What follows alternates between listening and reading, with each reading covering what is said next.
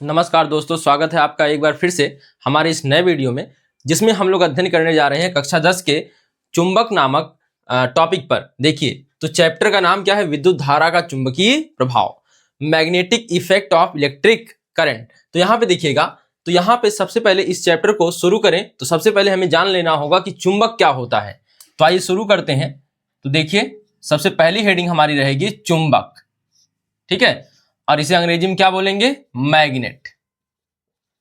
तो चुंबक किसे कहते हैं? तो एक ऐसा पदार्थ जो लोहे के छोटे छोटे कणों को अपनी ओर आकर्षित कर ले, उसे हम क्या कहते हैं? चुंबक कहते हैं। तो आराम से आप जानते हैं, चुंबक आपने देखा ही है, तो लोहे के छोटे छोटे कणों को क्या कर लेता है? एकत्रित कर लेता है। बचपन में आपने या तो धागे में बांध के चुंबक को रास्ते भर नचाया होगा और सभी जितने भी कबाड़ होंगे एकत्रित हो गए होंगे उसमें, तो वह चुंबक। तो चुंबक क्या होता है? देखिए, चुंबक वह पदार्थ जो लोहे के छोटे छोटे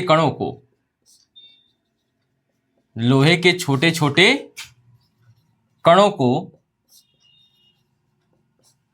अपनी ओर आकर्षित करता है, अपनी ओर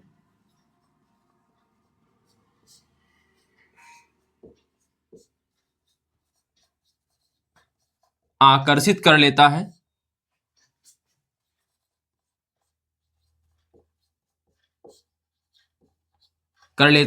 चुंबक कहलाता है। चुंबक कहलाता है। चुंबक के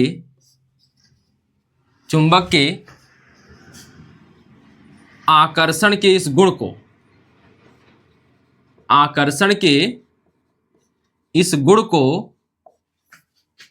को चुंबकत्व कहते हैं। चुंबकत्व यानी मैग्नेटिज्म।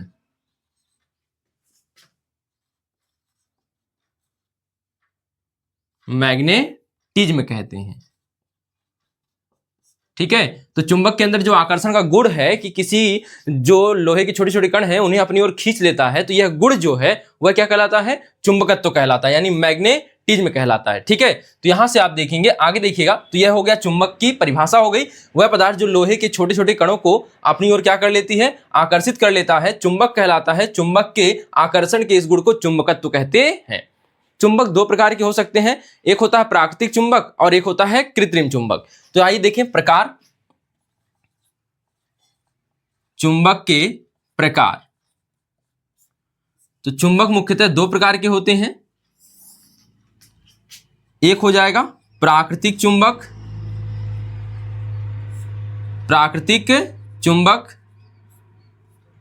और दूसरा हो जाएगा कृत्रिम चुंबक,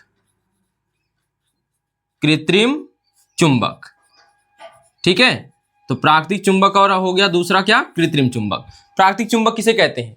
तो प्रकृति में कुछ ऐसे पदार्थ पाए जाते हैं जिनमें चुंबकत्व का गुण पाया जाता है, ठीक है, स्वाभाविक रूप से पाया जाता है। जैसे मैग्नेटाइट, लोहे का एक अयस्क है मैग्नेटाइट, जिसका फॉर्मूला होता है Fe3O4। मैग्नेटाइट अयस्क लोहे का, इसमें स्वाभाविक रूप से यानी प्राकृतिक रूप से ही चुंबक का लक्षण होता है, चुंबकत्व का गुण पाया जाता है। तो इसी से ज्यादातर चुंबक भी बनाए जाते हैं, ठीक है। तो इसमें पाया जाता है, ठीक है। तो यह चुंबक कैसा कहलाएगा? यह जो पदार्थ है कैसा चुंबक कहलाएगा? प्राकृतिक चुंबक, ठीक है। लेकिन चुंबकत्व का गुण जो सबसे अधिक पाया जाएगा वह कृत्रिम चुंबक में पाया जाएगा, जैसे नाल चुंबक है, दंड चुंबक है, ठीक है। तो इस तरह से जो हम देखेंगे, कृत्रिम चुंबक में चुंबकत्व सबसे अधिक होता है। देखिए, प्राकृतिक चुंबक किसे कहते हैं? तो प्राकृतिक चुंबक किसे कहते हैं? तो यहां पे लिख सकते हैं, प्रकृति में कुछ ऐसे पत्थर या खनिज पाए जाते हैं। तो अब यह क्या है जो यह Fe3O4 लिखा है हमने? लोहे का अयस्क जो है यह एक प्रकार का खनिज है। तो पत्थर या खनिज पाए जाते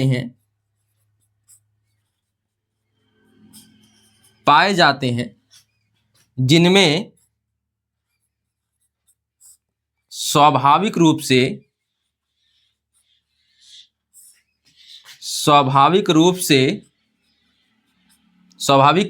से चुंबकत्व का गुण पाया जाता है,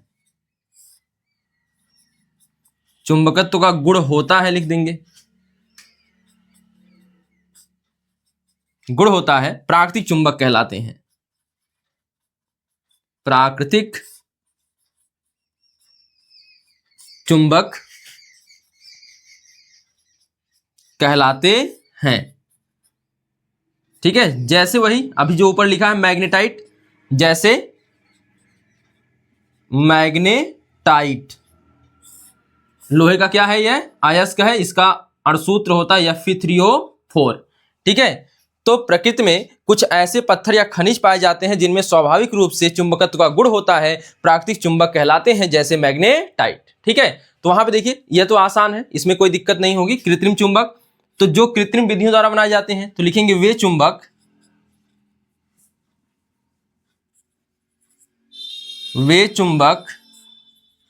जो कृत्रिम विधियों द्वारा बनाए जाते हैं, जो कृत्रिम विधियों द्वारा बनाए जाते हैं,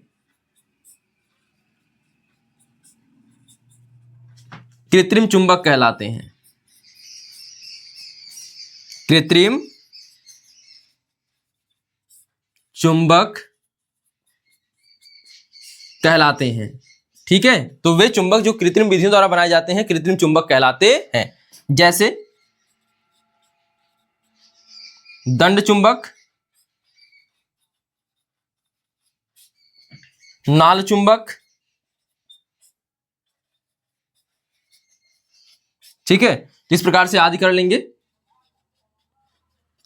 देखिए हमने अभी तक क्या देख लिया, एक बार रिवाइज करिए सब।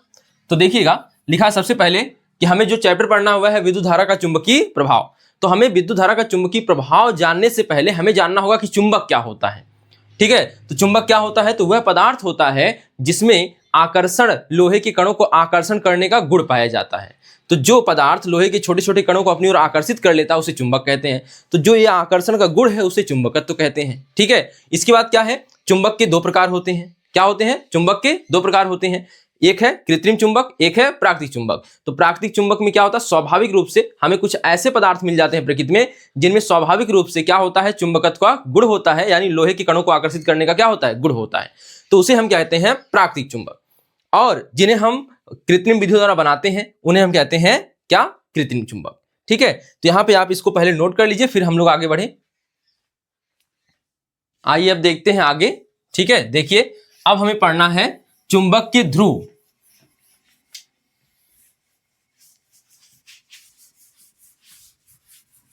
तो चुंबक में कितने ध्रुव होते हैं, दो ध्रुव होते हैं, एक को कहते हैं उत्तरी ध्रुव और दूसरे को कहते हैं दक्षिणी ध्रुव। ठीक है, जैसे मान लीजिए यह हमारे पास एक चुंबक है, यहां पर इसे हम दंड चुंबक ले रहे हैं। ठीक है, यह मान लेते हैं यन सिरा है और यस सिरा है। तो एक उत्तरी ध्रुव, एक दक्षिणी ध्रुव, north pole and south pole. तो किसी भी चुंबक में कितने ध्रुव होते हैं, दो ध्रुव होते हैं। अब देखिए यहां पर चुंबक का जो चुंबकत्व होता है सबसे अधिक होता है। तो चुंबक के सिरों पर जिन बिंदुओं पर चुंबकत्व सबसे अधिक होता है उसे चुंबक का क्या कहते हैं, ध्रुव कहते हैं। चुंबक का क्या कहते हैं, ध्रुव कहते हैं। और किसी भी चुंबक में दो ध्रुव होते हैं। कितने ध्रुव होते हैं, दो ध्रुव होते हैं, एक उत्तरी ध्रुव, एक कौन सा होता है, दक्षिणी ध्रुव। ठीक है, अगर हम कैसे पहचानेंगे कि उत्तरी ध्रुव कौन सा है और दक्षिणी ध्रुव कौन सा है, तो नॉर्थ पोल कौन है एंड साउथ पोल कौन है, कैसे पहचानेंगे। तो किसी भी चुंबक को अगर उत्तरी और दक्षिणी ध्रुव को पहचानना है उसके, तो आप स्वतंत्र रूप से छोड़ दीजिए, उसको एक धागे में लटकाकर उसे स्वतंत्र रूप से छोड़ दीजिए। तो जो सिरा उत्तर की तरफ जाएगा तो उसे कहेंगे उत्तरी ध्रुव, जो सिरा दक्षिण की तरफ जाएगा वह कहलाएगा दक्षिणी ध्रुव। ठीक है, आप किसी भी प्रकार से अगर रोकना चाहेंगे पूर्व और पश्चिम में तो नहीं रुकेगा, क्योंकि पृथ्वी एक बहुत बड़े दंड चुंबक की भांति कार्य करती है। तो पृथ्वी एक बड़े दंड चुंबक की भांति कार्य करती है। थोड़ा सा समझिएगा, इसमें ध्यान दीजिएगा। यह पृथ्वी है, यह बहुत बड़े दंड चुंबक की भांति कार्य करती है, कुछ इस प्रकार से यह चुंबक है पृथ्वी का। ठीक है, लेकिन जो पृथ्वी का यह चुंबक है ना, अच्छा यह बताइए यह कौन सी दिशा हो गई, यह हो गई उत्तर दिशा। और यह कौन सी दिशा हो गई, दक्षिण दिशा। ध्यान से समझिएगा, यह दिशा। यहां पर चुंबक का होता है जो पृथ्वी चुंबकत्व है, पृथ्वी का चुंबकत्व है, पृथ्वी का जो यह पृथ्वी बहुत बड़े दंड चुंबक की भांति कार्य करती है, तो यहां पर आप लिख सकते हैं, यहां पे ना यह जो होता है यह होता है पृथ्वी का साउथ पोल चुंबक के लिए, इसे कहते हैं साउथ मैग्नेटिक पोल। चुंबक के लिए है साउथ, किसके लिए? पृथ्वी के चुंबकत्व के लिए है साउथ मैग्नेटिक पोल। साफ लिख देते हैं, ध्यान से देखिएगा, ठीक है, साउथ मैग्नेटिक पोल। और यह है north magnetic pole, north magnetic pole, ठीक है। तो यह है पृथ्वी के चुंबक का साउथ मैग्नेटिक पोल और यह है नॉर्थ मैग्नेटिक पोल। अगर हम किसी भी चुंबक को लटकाएंगे तो अब बताइए, समान ध्रुवों में क्या होता है? प्रतिकर्षण, और विपरीत ध्रुवों में क्या होता है? आकर्षण। तो यहां पर साउथ है यानी दक्षिणी सिरा है, तो इधर का चुंबक जो हम लटकाएंगे उसका कौन सा सिरा जाना चाहिए? उत्तरी सिरा जाना चाहिए। तो इधर जाएगा, अगर हम कोई चुंबक लटकाएंगे तो इधर हो जाएगा नॉर्थ पोल चुंबक का और इधर हो जाएगा साउथ पोल चुंबक का, ठीक है। तो इसीलिए कहा गया कि अगर हम किसी चुंबक को स्वतंत्रता पूर्वक लटका दें, किसी चुंबक को स्वतंत्रता पूर्वक लटका दें, तो उसका जो भाग उत्तर दिशा में जाएगा वह उत्तरी ध्रुव यानी नॉर्थ पोल कहलाएगा, और जो सिरा दक्षिण की ओर जाएगा वह क्या कहलाएगा? साउथ पोल यानी दक्षिणी ध्रुव कहलाएगा। क्योंकि पृथ्वी एक बड़े चुंबक की भांति कार्य करती है और पृथ्वी में साउथ पोल उत्तर दिशा में होता है। पृथ्वी के चुंबकत्व का साउथ पोल जो होता है वह उत्तर की तरफ होता है, साउथ मैग्नेटिक पोल उत्तर दिशा में होता है, और नॉर्थ मैग्नेटिक पोल पृथ्वी के चुंबक का कहां पर होता है? दक्षिण की तरफ होता है, ठीक है। तो यहां पर यह उल्टी स्थितियां बन जाती हैं, इसलिए यहां पर उत्तर दिशा में जो हम चुंबक लटकाएंगे उसका उत्तरी कहां पर जाएगा? उत्तर दिशा में उत्तरी ध्रुव जाएगा, दक्षिणी दिशा में दक्षिणी ध्रुव जाएगा, ठीक है। तो आइए इसको लिख लेते हैं एक बार। तो देखिएगा क्या लिखना है? ध्रुव, चुंबक के ध्रुव, चुंबक के ध्रुव, अंग्रेजी में बोल सकते हैं मैग्नेटिक पोल, मैग्नेटिक पोल, ठीक है। तो लिखिए मतलब क्या है इसको देखिए, किसी चुंबक के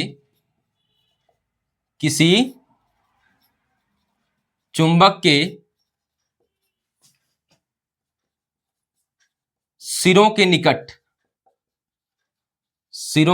निकट जिन बिंदुओं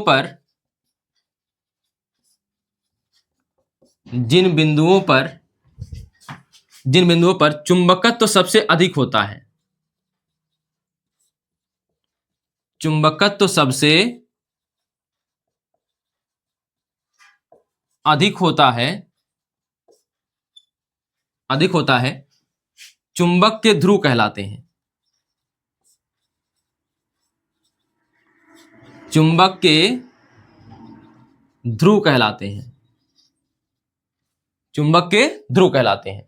और ध्रुव कितने होते हैं? चुंबक में 2 ध्रुव होते हैं, ठीक है। तो लिखेंगे चुंबक में 2 ध्रुव होते हैं। अब यहां पे ऐसे ही लिख देते हैं, चुंबक के ध्रुव, मैं डायरेक्ट यहां पे लिख देता हूं, चुंबक के ध्रुव कौन कौन से होते हैं? 2 ध्रुव होते हैं। तो एक हो जाएगा उत्तरी ध्रुव, एक हो जाएगा दक्षिणी ध्रुव।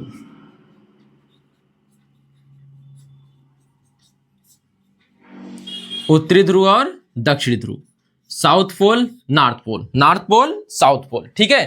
तो यहां पे देखिए, अब आपको उत्तरी ध्रुव कैसे मिलेगा? तो अभी कहानी बता दिया कि स्वतंत्रता पूर्वक अगर किसी चुंबक को लटकाया जाए तो उसका जो सिरा उत्तर दिशा में जाता है वह उत्तरी ध्रुव कहलाता है, और जो सिरा दक्षिण की तरफ जाता है वह दक्षिणी ध्रुव कहलाता है, ठीक है।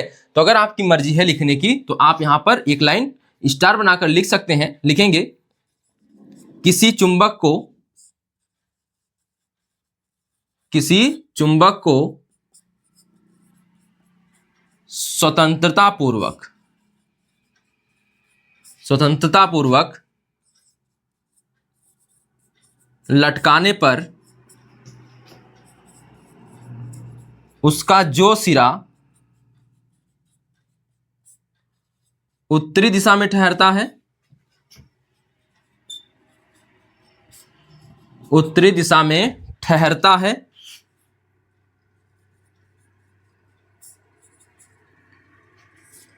है, उत्तरी ध्रुव व जो सिरा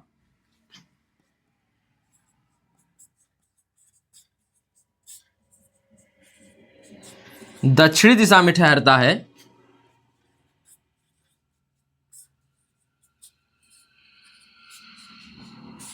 दक्षिणी दिशा में ठहरता है, उसे दक्षिणी ध्रुव कहते हैं। दक्षिणी ध्रुव कहते हैं।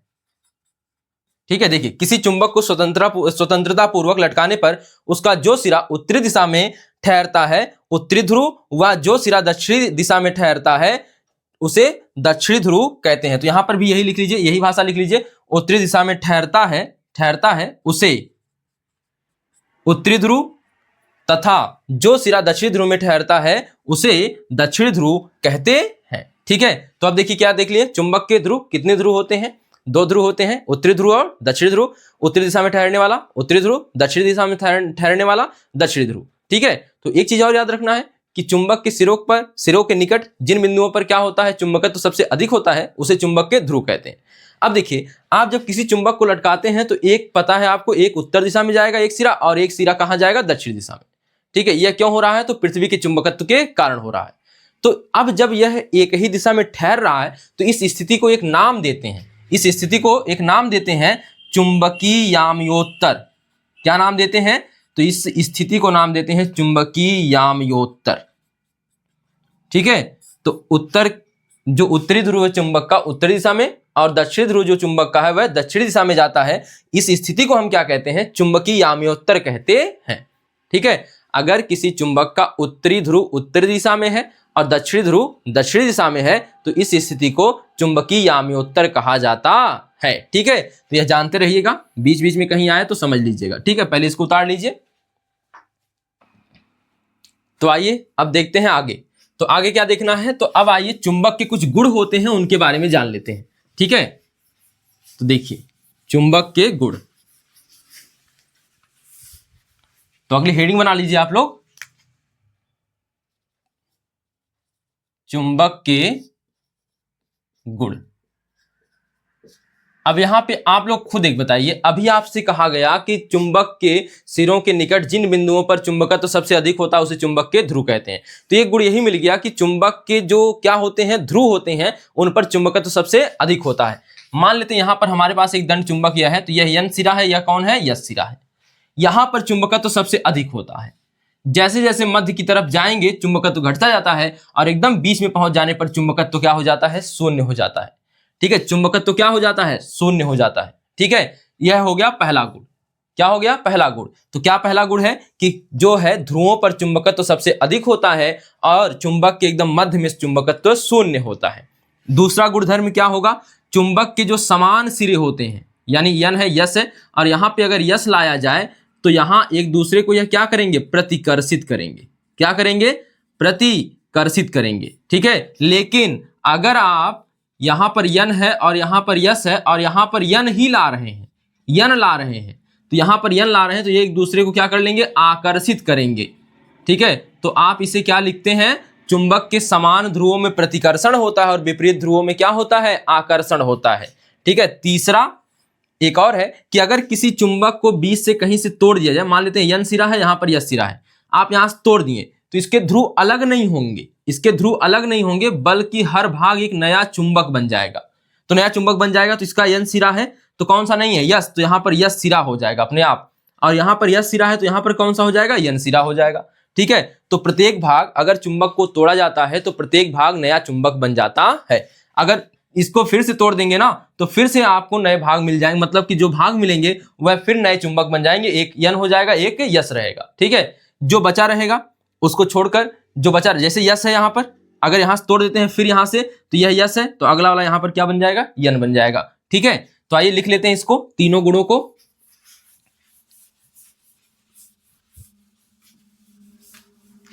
तो पहला क्या रहेगा? चुंबक के सिरों यानी कि ध्रुवों पर, चुंबक के ध्रुवों पर क्या होता है? चुंबक के ध्रुवों पर चुंबकत्व तो सबसे अधिक होता है, चुंबकत्व सबसे अधिक होता है। और दूसरा यहीं पर अगला करा लीजिए, इसी में से जो हमने तोड़ के एक ही बताया था तो इसको तोड़कर अलग कर लेते हैं। चुंबक के ठीक मध्य में चुंबकत्व शून्य होता है, चुंबकत्व शून्य होता है। ठीक है। अगला तीसरा, समान ध्रुवों में क्या होता है? प्रतिकर्षण होता है। लिखेंगे चुंबक के समान ध्रुवों के मध्य प्रतिकर्षण व विपरीत ध्रुवों के मध्य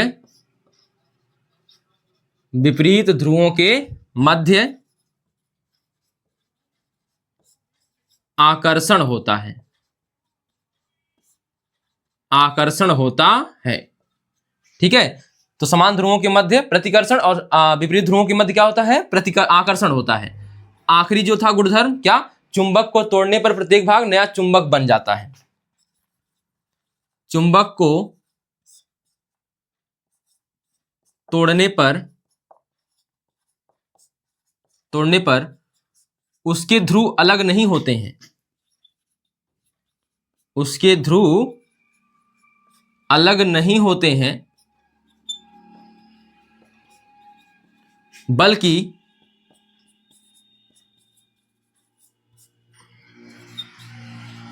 प्रत्येक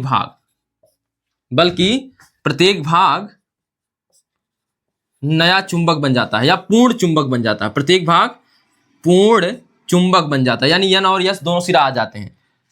प्रत्येक भाग पूर्ण चुंबक बन जाता है। ठीक है। तो प्रत्येक भाग क्या बन जाता है? पूर्ण चुंबक बन जाता है। तो चुंबक को तोड़ने पर उसके ध्रुव अलग नहीं होते हैं, बल्कि प्रत्येक भाग पूर्ण चुंबक बन जाता है। ठीक है।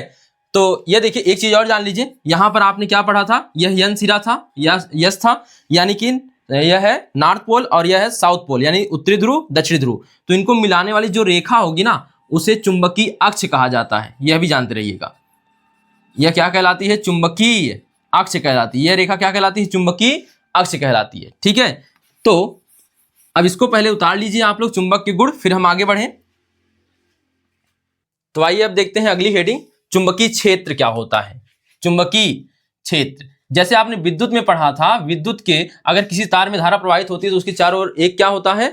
विद्युत क्षेत्र उत्पन्न हो जाता है। ठीक है। उसी प्रकार यहां पे चुंबकीय क्षेत्र क्या होता है? तो चुंबक के, इसे अंग्रेजी में क्या कहेंगे? यह भी लिख लीजिए, मैग्नेटिक फील्ड। मैग्नेटिक फील्ड, मान लेते हैं यह कोई चुंबक, यहां पर आप कोई चुंबक रख लीजिए। यह देखिए,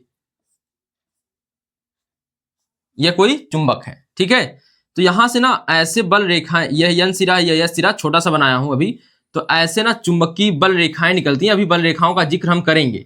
ठीक है। जो कि इसकी चुंबकत्व को ही दर्शाती हैं। यहां पर यह देखिए, जहां तक यह विस्तृत रहती हैं वहां तक इसके प्रभाव का अध्ययन किया जाता है। ठीक है। यानी कि हम चुंबकीय प्रभाव को जान सकते हैं यहां पर। जैसे आप बताइए, यहां पर मान लेते हैं एक चीज, या एक चुंबक यहां पर रख दीजिए। यह एन सिरा है, यह कौन सा है? यस सिरा है। यहां पर कोई लोहे की वस्तु रख दीजिए छोटी सी, तो यह इसको आकर्षित कर लेगा।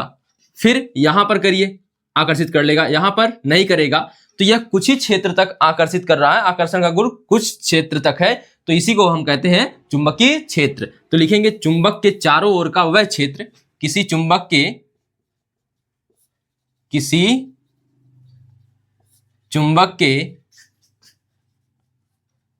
चारों ओर का वह क्षेत्र जिसमें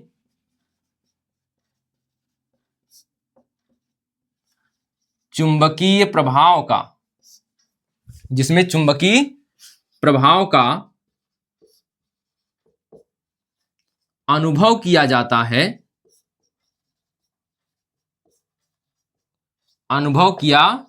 है, चुंबकीय क्षेत्र की तीव्रता कहलाता है। चुंबकीय क्षेत्र की तीव्रता कहलाता है। अरे चुंबकीय क्षेत्र कहलाता है, सॉरी, तीव्रता पे तो अगले में आना है। चुंबकीय क्षेत्र कहलाता है, चुंबकीय क्षेत्र कहलाता है। ठीक है, देखिए किसी चुंबक के चारों ओर का वह क्षेत्र जिसमें चुंबकीय प्रभाव का अनुभव किया जाता है चुंबकीय क्षेत्र कहलाता है। ठीक है, तो इसमें तो कोई ज्यादा बड़ी बात नहीं थी। इसके बाद जो है वह है हेडिंग आपकी, तो अगली हेडिंग जो है महत्वपूर्ण है, 2 नंबर के लिए पूछता रहता है। चुंबकीय क्षेत्र की तीव्रता से आप क्या समझते हैं? तो चुंबकीय क्षेत्र की तीव्रता, चुंबकीय क्षेत्र की तीव्रता, यह देखिए समझिए यहां पे ना किसी क्षेत्र में, पहले परिभाषा देखिए लिख देता हूं मैं, किसी स्थान पर, किसी स्थान पर चुंबकीय क्षेत्र के लंबवत, चुंबकीय क्षेत्र के लंबवत रखे एकांक लंबाई के, एकांक लंबाई के तार में एकांक धारा प्रवाहित करने पर, एकांक धारा प्रवाहित करने पर उस तार पर, उस तार पर जो बल कार्य करता है,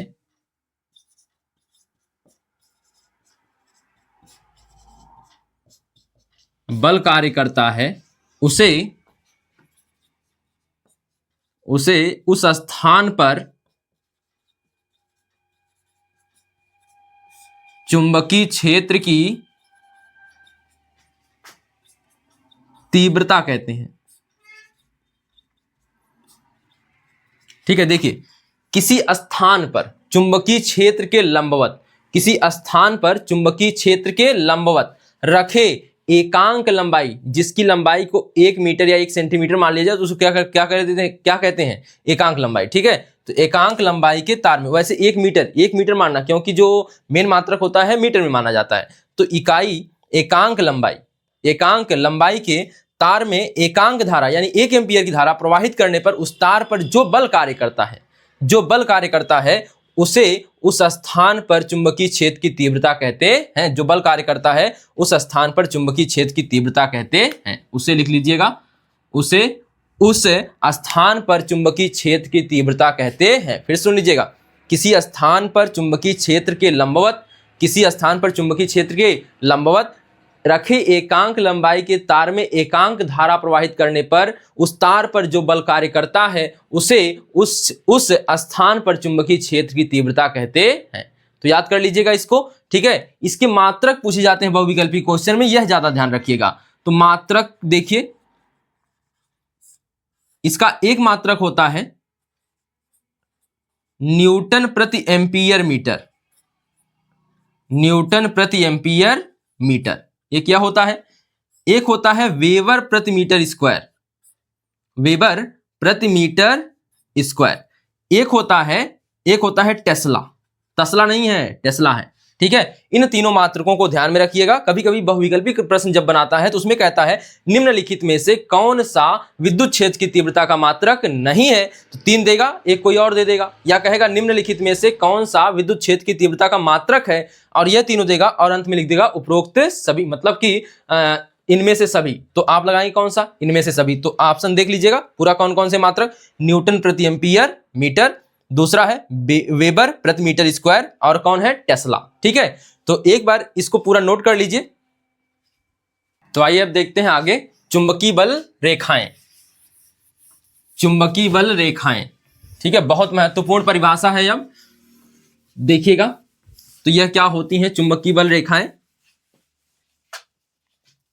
तो आप लोग हेडिंग बना लीजिए, चुंबकीय बल रेखाएं, अंग्रेजी में बोलते हैं magnetic lines of force, magnetic lines of force. ठीक है, तो यहां पे देखिए इसकी परिभाषा क्या होगी। तो पहले तो यह देखिए, एक चित्र देखिए यहां पे, यह एक आपने चुंबक बना लिया जिसमें N सिरा है और कौन सिरा है? S सिरा है।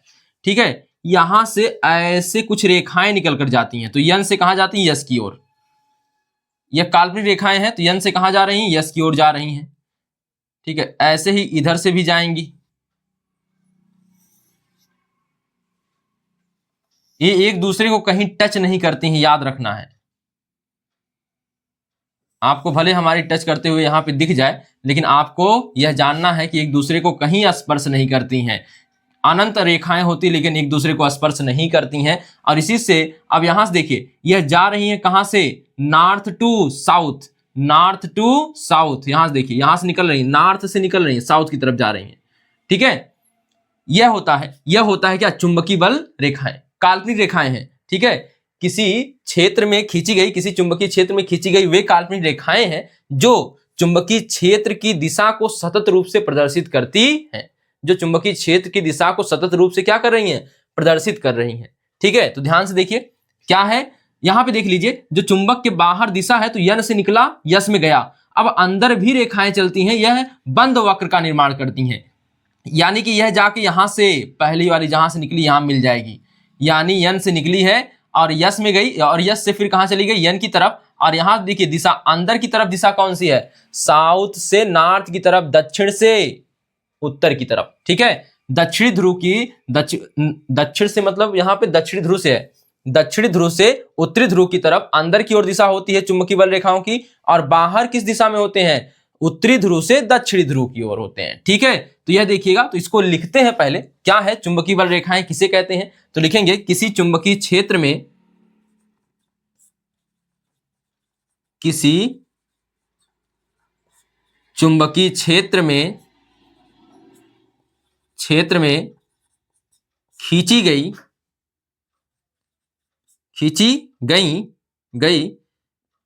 वे काल्पनिक रेखाएं जो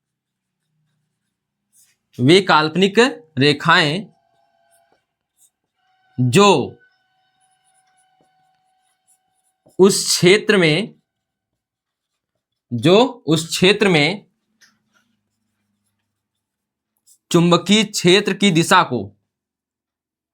चुंबकीय क्षेत्र की दिशा को सतत रूप से प्रदर्शित करती हैं,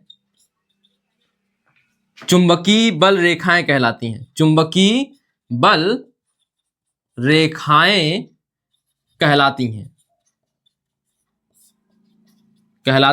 देखिए, तो क्या लिखा गया है, किसी चुंबकीय क्षेत्र में खींची गई वे काल्पनिक रेखाएं जो उस क्षेत्र में चुंबकीय क्षेत्र की दिशा को सतत रूप से, जो उस क्षेत्र में चुंबकीय क्षेत्र की दिशा को सतत रूप से प्रदर्शित करती हैं, चुंबकीय बल रेखाएं कहलाती हैं। अब देखिए यहां पे अगर हम इस तरह से चुंबक लगाएं, अगर स्वतंत्रता पूर्वक छोड़ेंगे आप, तो यह यामोत्तर बना लेगा, चुंबकीय यामोत्तर, यानी उत्तरी ध्रुव उत्तरी दिशा में, दक्षिणी ध्रुव दक्षिणी दिशा में।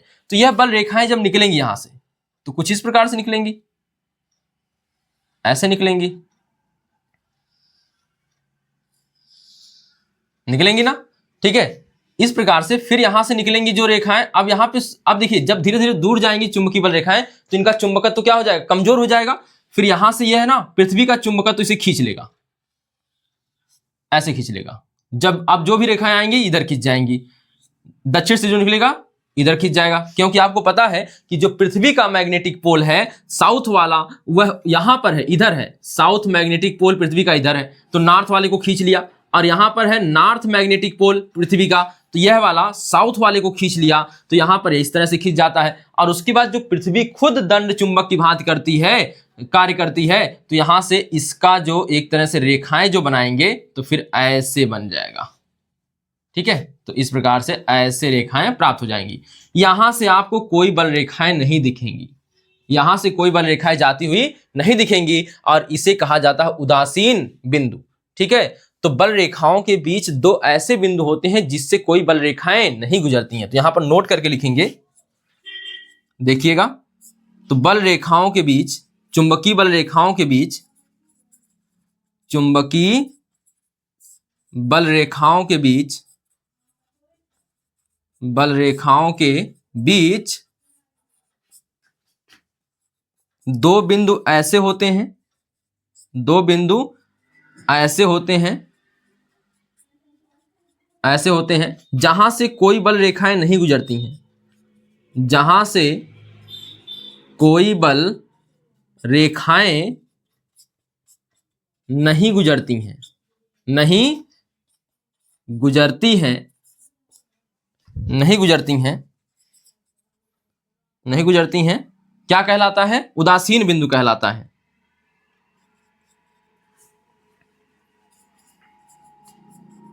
उदासीन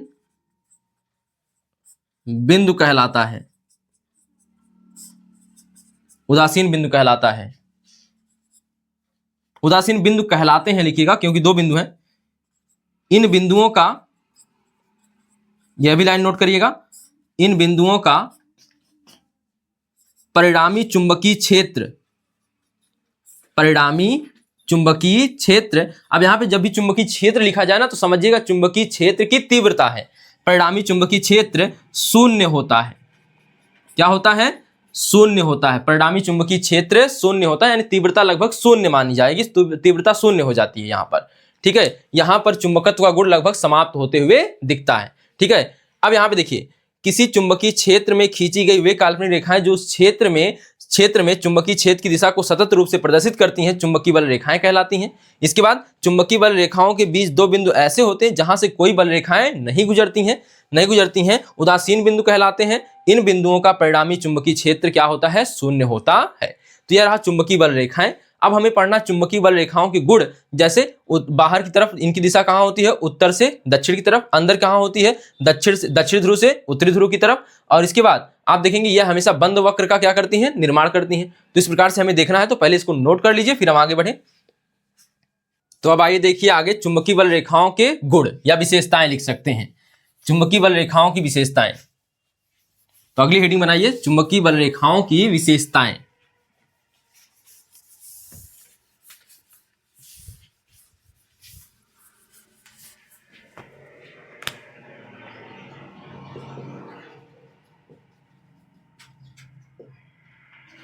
विशेषताएं, ठीक है।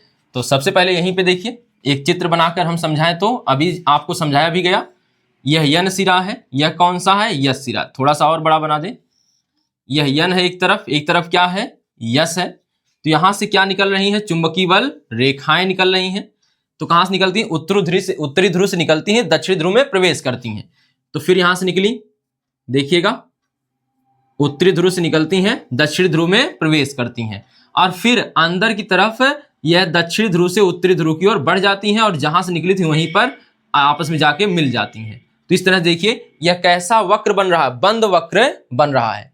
ठीक है, और यह क्या एक दूसरे को कहीं काट रही है? नहीं काट रही है।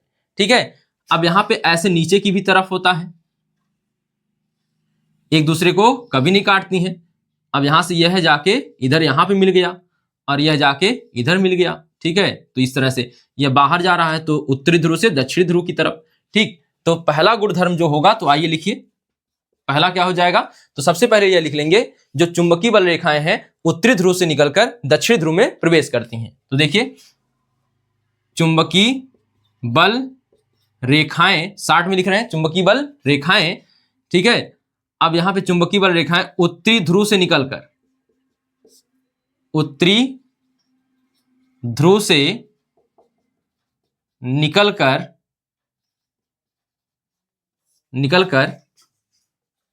दक्षिणी ध्रुव में प्रवेश करती हैं, दक्षिणी ध्रुव में प्रवेश करती हैं। ठीक है, देखिए दूसरा देखिए, अब देखिए चुंबक के बाहर इनकी दिशा क्या है? उत्तरी ध्रुव से दक्षिणी ध्रुव की ओर, और चुंबक के अंदर कहां है? दक्षिणी ध्रुव से उत्तरी ध्रुव की ओर। देखिए चुंबक के बाहर इनकी दिशा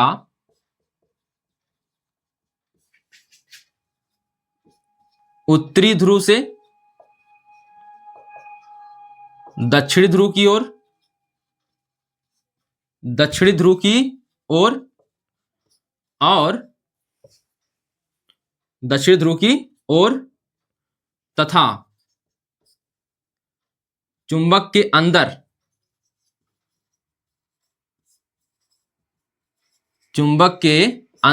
इनकी दिशा इनकी दिशा दक्षिणी ध्रुव से उत्तरी ध्रुव की ओर होती है।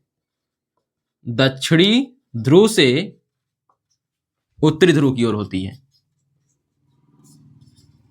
उत्तरी ध्रुव की ओर होती है। ठीक है, 2 गुण हो गए, विशेषताएं हो गई। तीसरा आइए लिखिए। तीसरा, यह देखिए कैसे वक्र का निर्माण करती हैं, बंद वक्र का निर्माण करती हैं। तो लिखेंगे चुंबकीय बल रेखाएं बंद वक्र का निर्माण करती हैं। वक्र का निर्माण करती हैं,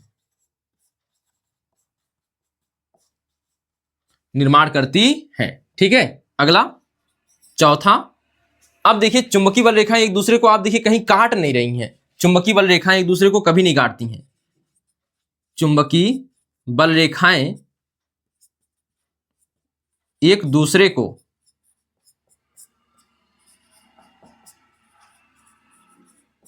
कभी नहीं काटती हैं। ठीक है, अब ये बताइए सबसे निकट कहां है चुंबकीय बल रेखाएं। तो आप जैसे जैसे देखेंगे यहां पर चुंबकीय बल रेखाएं जो ध्रुवों के समीप होती हैं बहुत निकट होती हैं। तो यह भी लिखिए ध्रुवों के समीप, ध्रुवों के समीप समीप चुंबकीय बल रेखाएं, चुंबकीय बल रेखाएं बहुत समीप होती हैं या सबसे समीप होती हैं, सबसे समीप होती हैं। ठीक है, तो चुंबकीय ध्रुवों के समीप चुंबकीय बल रेखाएं सबसे क्या होती हैं, समीप होती हैं। या यह कह सकते हैं कि चुंबकीय बल रेखाओं के बीच की दूरी ध्रुवों पर सबसे कम होती है।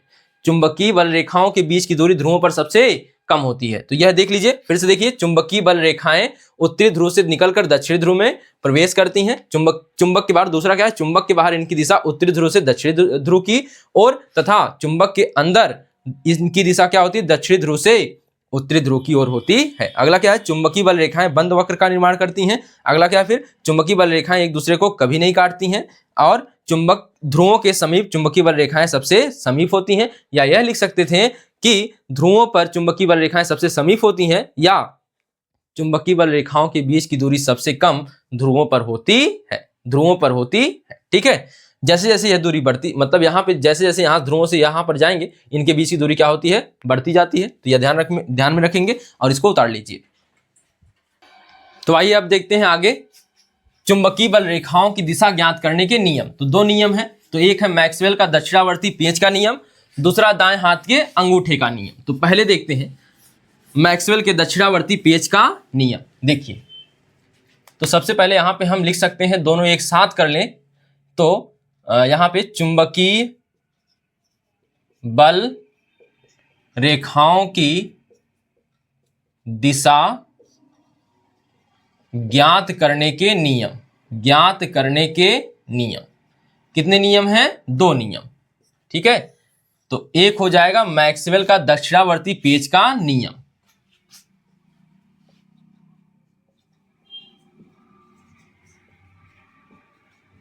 मैक्सवेल का दक्षिणावर्ती पेंच का नियम। ठीक है, यह हो गया एक नियम। दूसरा नियम कौन सा है, तो वह है दाएं हाथ के अंगूठे का नियम, दाएं हाथ के अंगूठे का नियम, दाएं हाथ के अंगूठे का नियम। ठीक है, ठीक। तो नियम देखिए, थोड़ा सा मैं इंक फिलअप कर लूं। तो अब देखिए, तो दोनों नियम कौन कौन से हैं। तो पहला है मैक्सवेल के दक्षिणावर्ती पेंच का नियम, दूसरा है दाएं हाथ के अंगूठे का नियम।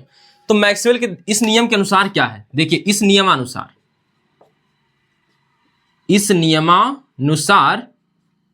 तो जब भी यह लिखा करें तो इसके बाद कामा और इन्वर्टेड कामा लगा दें। तो इस नियमानुसार अगर हम किसी पेज को कसते समय इस प्रकार से कसते हैं, इस प्रकार से, तो पेज को कसते समय, जब हम पेज को कसते समय पेचकस को अपने हाथ में इस प्रकार पकड़कर घुमाएं कि पेंच जो है वह धारा की दिशा में हो और जो पेंच घूम रही है वह किसकी दिशा को प्रदर्शित करेगी, वही चुंबकीय बल रेखाओं की दिशा को प्रदर्शित करेगी।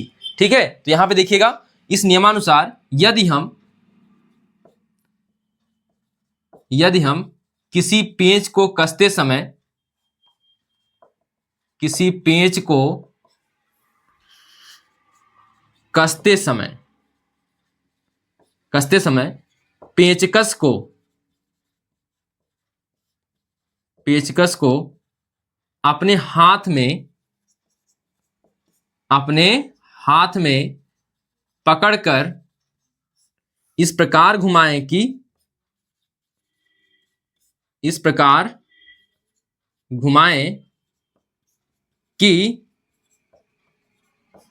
पेंच की नोक धारा की दिशा में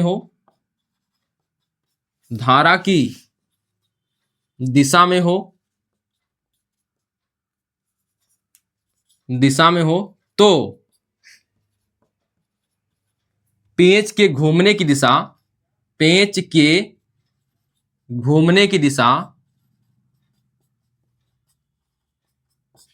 चुंबकीय बल रेखाओं की दिशा होती है। चुंबकीय बल रेखाओं की दिशा होती है। ठीक है, तो ध्यान दीजिएगा क्या है, अगर हम कोई पेंच कस रहे हैं तो अपने हाथ में पकड़कर इस प्रकार घुमाएं कि जो पेंच की दिशा वह धारा की दिशा में, जो पेंच की दिशा किस दिशा में जा रही हो, धारा की दिशा में जा रही हो। तो जो पेंच आप जब कसेंगे तो घूमेगी भी, अंदर जा रही तो धारा की दिशा, जो घूम रही है वही चुंबकीय बल रेखाओं की दिशा है। चुंबकीय बल रेखाओं की क्या है, दिशा है। ठीक है, तो यहां पे देखिए, अब यहां दक्षिणावर्ती क्यों लगाया गया, क्योंकि जो पेचकस जब कसी जाती है ना तो वे कैसे कसी जाती है, क्लॉकवाइज, घड़ी की दिशा में, इसीलिए यह दक्षिणावर्ती पेंच का नियम है। ठीक है, आगे देखिए दाएं हाथ के अंगूठे के नियम को कैसे परिभाषित करेंगे, तो इस नियमानुसार अगर हम अपने हाथ में किसी धारावाही चालक तार को इस प्रकार पकड़ते हैं कि अंगूठा जो है वह किस दिशा में हो, चालक तार में धारक की दिशा में हो, चालक तार की धारा की दिशा में हो, तो इस पर लिपटी हुई उंगलियां जो होंगी वह होगी चुंबकीय बल रेखाओं की दिशा। तो क्या लिखेंगे, देखिए इस नियमानुसार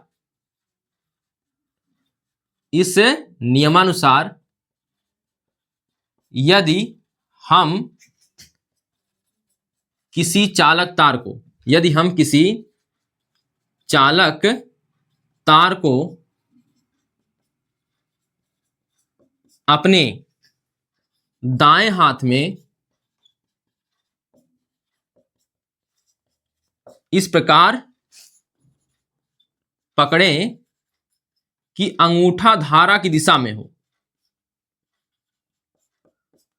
अंगूठा धारा की दिशा में हो, वह अंगुलियां इस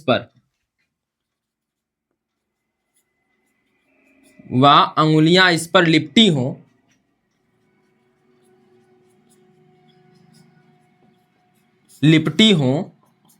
तो लिपटी अंगुलियों की दिशा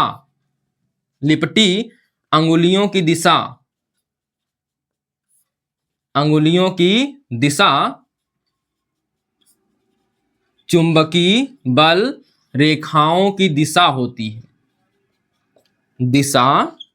होती है। तो यही दो नियम हैं जिनके अनुसार हमें चुंबकीय बल रेखाओं की दिशा ज्ञात करनी पड़ेगी। तो अभी नहीं ये काम आएगा तो आगे काम आएगा, तो इसको याद में रखना रहेगा। देखिए चुंबकीय बल रेखाओं की दिशा ज्ञात करने कितने नियम हैं, दो नियम है।